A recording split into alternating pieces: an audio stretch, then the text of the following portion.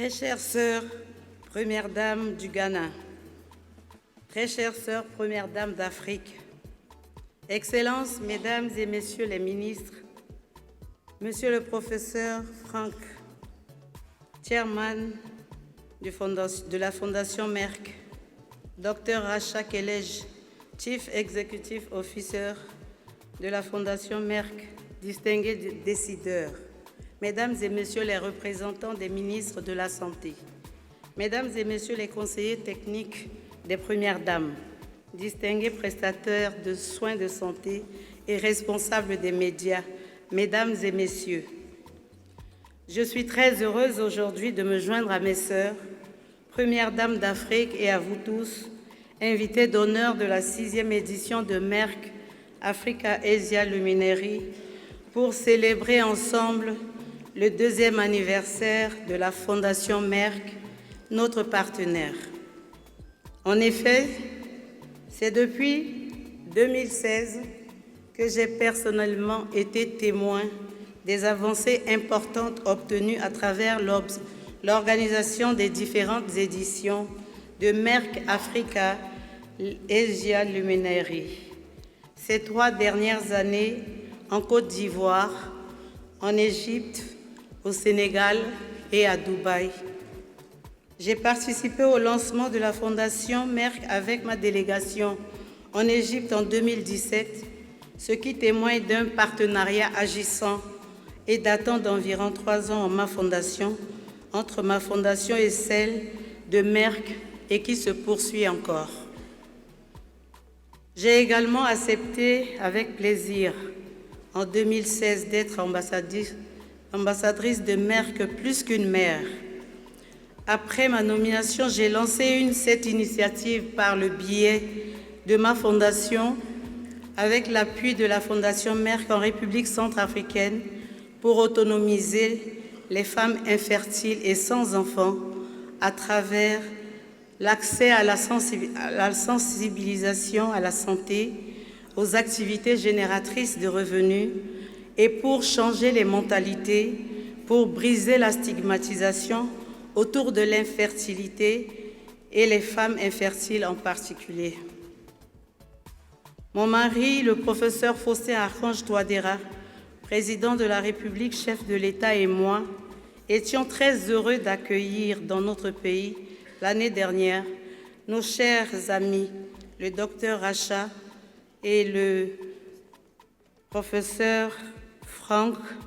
qui ont eu l'occasion d'apprécier la mise en œuvre de l'initiative Merck plus qu'une mère à travers le projet Empowering Berna, où nous avions créé de petits commerces pour ces femmes infertiles et vulnérables, et nous les avions formées à gérer leur propre commerce pour qu'elles puissent avoir un revenu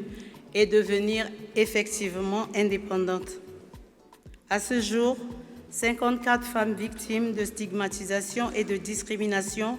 ont bénéficié d'un appui de la Fondation Merck et mènent différentes activités génératrices de revenus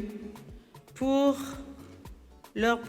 gérer leur propre commerce pour qu'elles puissent avoir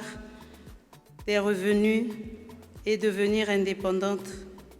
Ces femmes ont bénéficié d'un appui de la Fondation Merck et mènent différentes activités de revenus dont les principales sont l'élevage des porcs et des caprins, la vente des produits manufacturés et agricoles et la couture. Très chères sœurs, Premières Dames d'Afrique, chers partenaires, distingués invités, Mesdames et Messieurs, vous ne pouvez pas croire comment ces femmes se sont transformées et ont confiance en elles malgré la modestie des appuis. Merci à la Fondation Merck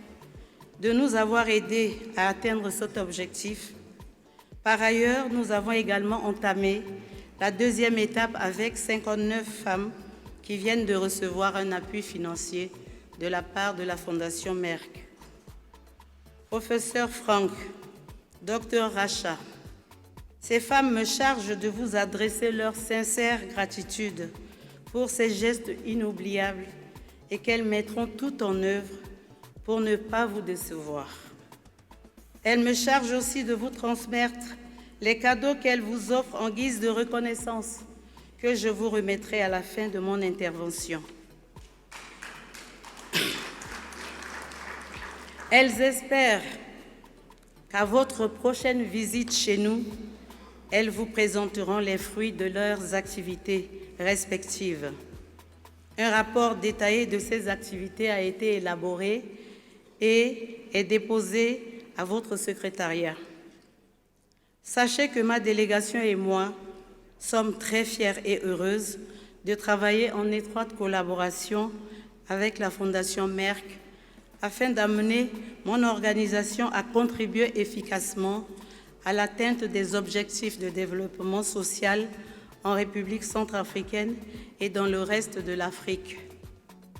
Dans le cadre du programme avec le ministère de la Santé, le docteur Jean-Paul Fongbia est en fin de formation en oncologie. Le docteur Kouria, diabétologue, inscrit au cours de diabétologie en ligne dans le cadre du projet de Point bleu du diabète, a totalement terminé sa formation. Je continuerai de travailler en étroite collaboration avec le ministère de la Santé de mon pays pour identifier les potentiels candidats de districts sanitaires et des services de réanimation qui rejoindront la formation en oncologie, diabète et fertilité, commencée officiellement en novembre dernier dans le but d'augmenter le nombre limité d'oncologues, de spécialistes de la fertilité et de diabète. Mesdames et messieurs, avant de terminer mon propos, je voudrais profiter de la tribune qui m'est offerte pour vous dire que c'est avec un grand honneur et un grand plaisir pour moi et pour mon pays de me joindre à mes très chères sœurs, Premières Dames d'Afrique, et à toute l'équipe de la Fondation Merck pour prendre part aux différentes conférences organisées. En témoigne aujourd'hui cette importante conférence dans le cadre de notre plateforme